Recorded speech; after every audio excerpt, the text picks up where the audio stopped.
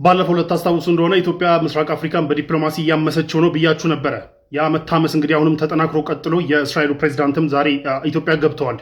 በጣም በአጭር ጊዜ ውስጥ በተለይ ኢትዮጵያ የምስራቅ አፍሪካ ላይ እንዲሁም ደግሞ ቀይ ባህር ላይ ወደብ ግዴታ ማግኘት አለብኝ የሚል አግሬሲቭ የሆነ ሙቭ ከጀመረች በኋላ በጣም ሩጫ አለ። ምስራቅ አፍሪካ ላይ የሚድል ኢስት ተጽዕኖ ፈጣሪዎች የሆኑ አገራቶች በጣም እየተሯሯጡ ነው ያሉት እና እንደምታውቁት የኢማራቱ ፎሬን ሚኒስትር ደን የሳውዲ ፎሬን ሚኒስትር እንደገና ደግሞ የሳውዲ ቫይስ ፎሬን ሚኒስትር ከትላንት ወዲያ አይ ቲንክ መጥቶ ነበረ። የተርኪው መሪ ኤርዶጋን መጥቶ ነበር። ዛሬ ደግሞ የእስራኤሉ ፕሬዚዳንት መጥተዋል። እነዚህ ሰዎች ግን እነዚህ ሀገራቶች በሙሉ እርስ በርስ የሚጣረስ ኢንትረስት እንዳላቸው ይታወቃል። አንዳንዶቹ አብሮ የሚሄድ ኢንትረስት ቢኖራቸውም አንዳንዶቹ ደግሞ የሚጣረስ ኢንትረስት ነው ያላቸው። ለምሳሌ ኢማራትና ሳውዲ ያላቸውን ኢንትረስት ኮምፕሊትሊ የሚለያይ ነው። ታውቃላችሁ፣ ሳውዲና እስራኤል ያላቸው ኢንትረስት ኮምፕሊትሊ የሚለያይ ነው። እስራኤልና ተርኪ ያላቸው ኢንትረስት ኮምፕሊትሊ የሚለያይ ነው እና ሁሉም የራሳቸውን ኦፈር ይዘው መጥተዋል ወደ ኢትዮጵያ ማለት ነው። ኢትዮጵያ የምትፈልገው አንድና አንድ ነገር ነው። የቀይ ባህር አክሰስ ትፈልጋለች። ያንን እናሳካለች። አንቺ ደግሞ እንደዚህ አይነት ሳይድ ያዥ ኦር ከኛ ጎን ሁኝ የሚሉ ኦፈሮች እንደሚኖሩ ይጠበቃል። ኢትዮጵያ እንደምታውቁት በተለይ በእንደዚህ አይነት አጨቃጨቅ የሆኑ የሚድል ኢስት ጉዳዮች ላይ ገለልተኛ ነች። ስትራቴጂክ አምቢጊቲ ነው የምትከተለው። አንዱንም ሳይድ አትይዝም። ሁለቱንም እንደ ሙዳቸው ነው የምትመልሰውና ሰላም ፈላጊ አስታራቂ አስፈላጊ ሲሆን አስታራቂ ካልሆነ ግን ሁለቱንም ያው አላህም ይመቸኛል እግዚአብሔርም ይመቸኛል ነው የኢትዮጵያ አካሄድ። ያቺን አባባል ስለምታውቋት ማለት ነውና በዛ ነው እስካሁን ድረስ የቆየችው። የማንንም ሳይድ ይዛ አታውቅም። ነገር ግን አሁን ሁሉም ወደኛ ሳይድ ነይ ነው። አሁን ለምሳሌ እስራኤልና ተርኪ የሚኖራቸው ኦፈር ኮምፕሊትሊ የሚለያይ ነው የሚሆነው። ለምሳሌ ኢትዮጵያ ሶማሊላንድ ሪኮግናይዝ አድርጋ በሶማሊላንድ በኩል ወደብ እንድታገኝ ልታመቻች ትችላለች። ቢኮዝ የእስራኤል ሶማሊላንድ ሪኮግናይዝ አድርጋለች።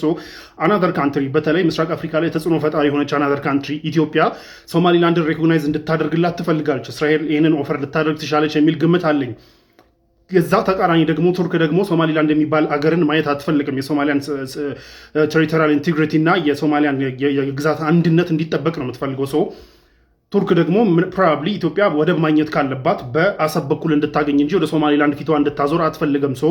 ሁለቱም የሚድል ኢስት ተጻራሪዎችና ጠላት እርስ በርስ እንደ ጠላት እየተፈራረጁ ያሉ ሀገራቶች እዚህ ያመጡ ያሏቸው ኦፈሮች የተለያዩ ነው ሊሆኑ የሚችሉት። እንደምታውቁት የቀድሞ የእስራኤል ፕራይም ሚኒስትር በኢንፐብሊክ ወጥቶ ሰሞኑን ተርኪ ኢዝ ዘ ኔክስት ኢራን ብለዋል።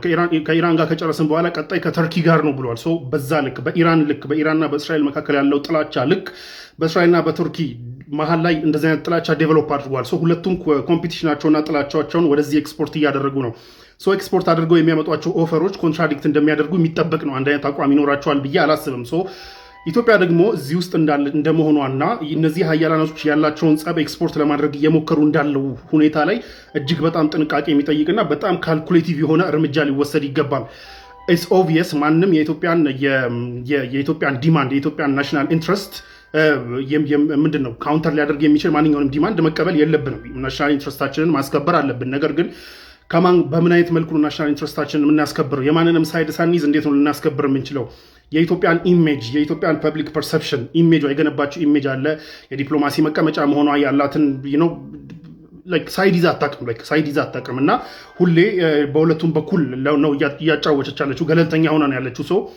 አሁንም በጣም አደገኛ የሆነ የሚድል ኢስት ጸቦችና የሀያላኖች መገፋፋቶች ወደ ኢስት አፍሪካ ኤክስፖርት ተደርገዋል። የኢስት አፍሪካ ዋነኛ መቀመጫዋ ደግሞ ኢትዮጵያ ነች። ሀያሏ ምኗም ነው ኢትዮጵያ ስለሆነች ኢስት አፍሪካ ላይ ካሉ ሀገራቶች ኢትዮጵያ አሁን እየመጡላት ያሉትን ኦፈሮች በጣም ሲሪየስሊ ልትወስድ ይገባል። ቢኮዝ there is no plan B የሚኖር አይመስለኝም። ምክንያቱም ያሉት ጽንፎች ፕላን ቢ ጌም የሚያጫውቱ አይደሉም። ኢዘር ወደ አንዱ ሳይድ ኮምፕሊትሊ ከገባ የአንዱ ሳይድ ኮምፕሊትሊ ጠላት ልትሆን የምችልበት ፕሮባቢሊቲ ሊኖር ይችላል። ያሉት ጽንፎች ማለት ነው። ላይኖርም ይችላል። ግን ይህንን ሊኖርም ላይኖርም ይችላል የሚሉት ነገራቶች ግን በደንብ ዲፕ የሆነ ካልኩሌሽን እና ዲፕ የሆነ ታይም ተወስዶ በደንብ ሊሰራበት የሚገባ አደገኛ ኦፈሮች ናቸው እየመጡ ያሉት።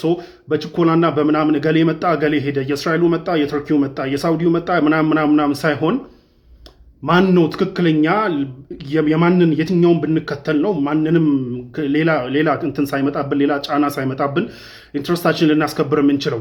ወይስ ደግሞ ጫና ቢመጣብንም የትኛው ሌስ ጫና ነው ሊሆን የሚችለው? የትኛውን ብንከተል የትኛው ሌስ ጫና ሊሆን ይችላል የሚለውን ነገራቶች በደንብ ካልኩሌት ሊደረጉ የሚገባበት አደገኛና በደንብ ጥንቃቄ የሚፈልግ ጥበብ የሚፈልግ ሰዓት ላይ ነው ያለ ነው። ፖሊሲ ሜከሮቻችን፣ ኔጎሽተሮቻችን፣ ፎሬን ሚኒስትሮቻችን፣ ዲፕሎማቶቻችን ይህንን በደንብ ካልኩሌት አድርገው ጊዜ ወስደው እንግዲህ ነገራቶቹን ተረድተው አሪፍ ውሳኔ ይወስናሉ የሚል ብዬ ጠብቃለሁ ማለት ነው። አይገስ ዊል ሲ